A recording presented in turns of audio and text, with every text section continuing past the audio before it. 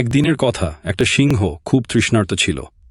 পানি খাওয়ার জন্য সে একটা ঝর্ণার কাছে গেল।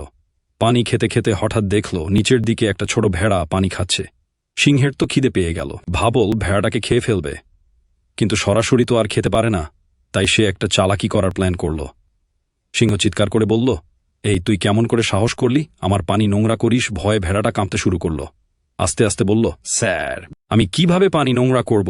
আপনি তো ওপরে পানি খাচ্ছেন আর আমি তো নিচে। এরকম আরও নিত্য নতুন ভিডিও পেতে ইউটিউবে হলে সাবস্ক্রাইব, ফেসবুকে হলে ফলো এবং লাইক দিয়ে আমাদের সাথেই থাকুন।